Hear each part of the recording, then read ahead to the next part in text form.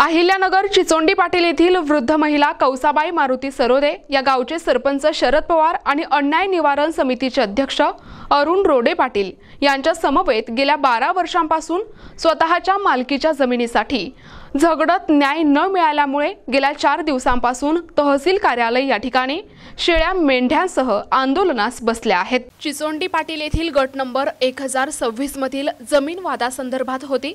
कौसाबाई मारुती सरोदे यांच्या नावाची ही जमीन कथितपणे बेकायदेशीररित्या काबीज करण्यात आली असून खरेदी खत किंवा कायदेशीर फेरफार न करता ही मालमत्ता एका समाजकंटकाच्या नावावर लावल्याचा आरोप करण्यात आलाय।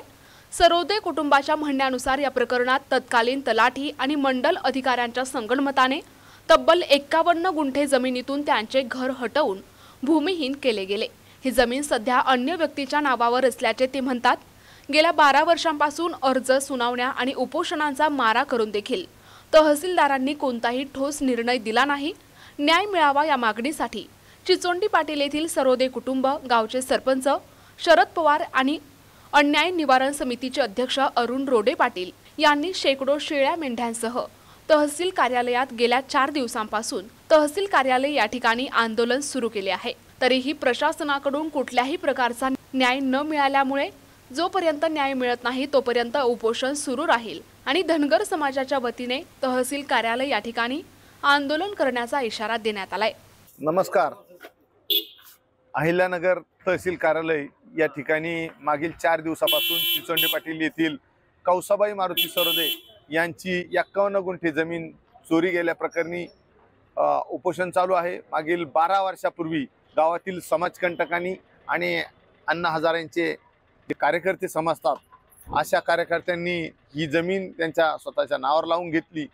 त्यामध्ये कुठेही खरेदी खत, साठे खत, गहाण खत, बक्षीसपत्र असं कुठेही काही केलं नाही आणि स्वतःच्या नावावर लावून त्या ठिकाणी 4 वर्षापूर्वी तिचं त्या जमिनीत असलेलं घर पाडलं आणि मागील 1 वर्षापासून या प्रक्रियेमध्ये मी स्वतः चिचोंडी पाटील सरपंच शरद पवार आणि अन्याय निवारण समितीचे अध्यक्ष अरुण रोडे पाटील यांनी वेळोवेळी भूमिका घेऊन पाठपुरावा करून या ठिकाणी संबंधितांना नोटिसा निघाल्या।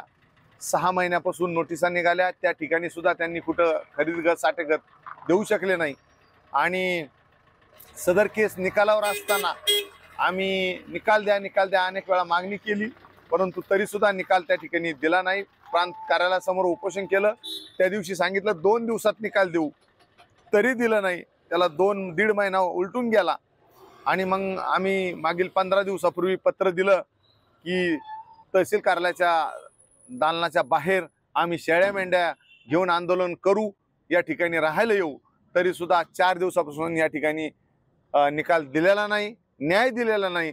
आता आमची भूमिका आहे, कालच तातडीची सुनावणी घेण्यात आली।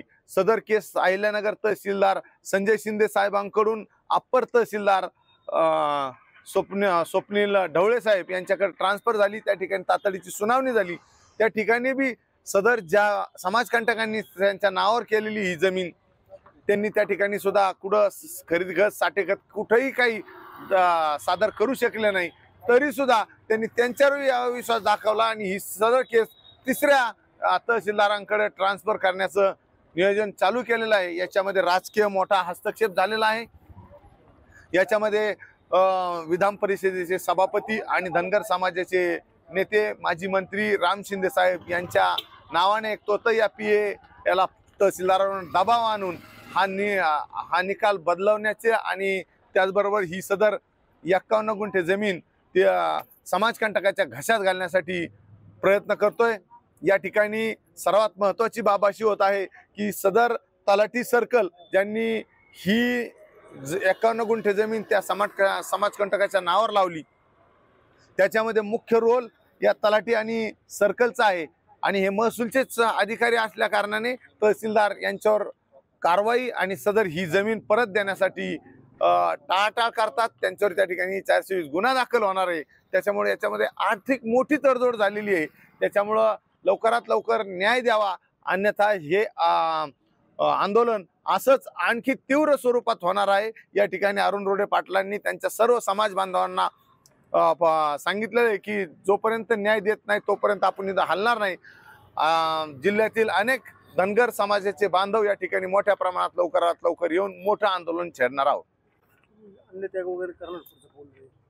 आता अन्नत्यागाची परिस्थिती नाही, कारण की सदर सरोदे आजींचं 70 आणि 65 वय असल्यामुळं त्याच्यामुळं त्यांना अन्नत्यागाची भूमिका घेऊन सदर समाजकंटकाची आणि महसूल प्रशासनाची मुख्य भूमिकाच ही आहे, जेणेकरून हे मरतील कसे, कारण की यांना वारस नाही. एकदा वारस गेले हे मेले म्हणल्यानंतर परत काय त्यांना न्याय मागायला कुठं कोणी उभा राहणार नाही, आणि ज्यांच्या नावावर जमीन झालेली ते काय परत माग कोणाला द्यायची हा प्रश्न मोठा समोर येईल. त्याच्यामुळं अन्नत्याग करून हे यांना सरोदे परिवाराला मारायची भूमिका जर प्रशासन बघत असेल तर याच्यामध्ये अनेक दुसरं कुठलं आंदोलन करू, परंतु अन्नत्याग सध्या तरी करणार नाही. कौसाबाई सरोदे यांची जमीन 51 गुंठे, एक देशाचं भूषण ज्येष्ठ समाजसेवक अण्णा हजारे यांचे कार्यकर्ते समजले जाणारे राजाराम भद्रे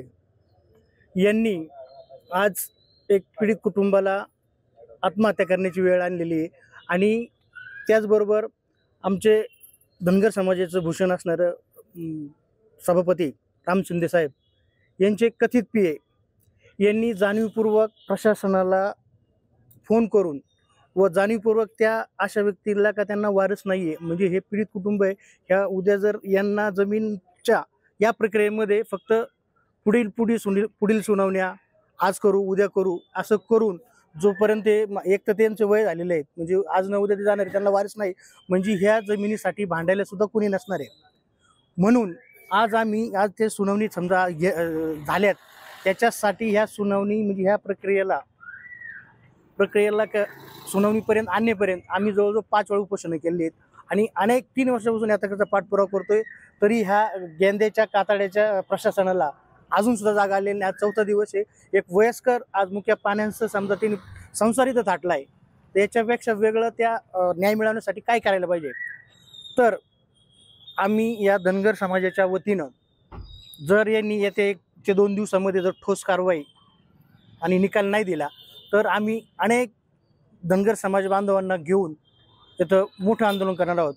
तरी मीडिया माध्यमातून त्या प्रशासनाला जाग येवो एवढीच विनंती. धन्यवाद. प्रतिनिधी मुकुंद भट्ट, NTV न्यूज मराठी, अहिल्यानगर.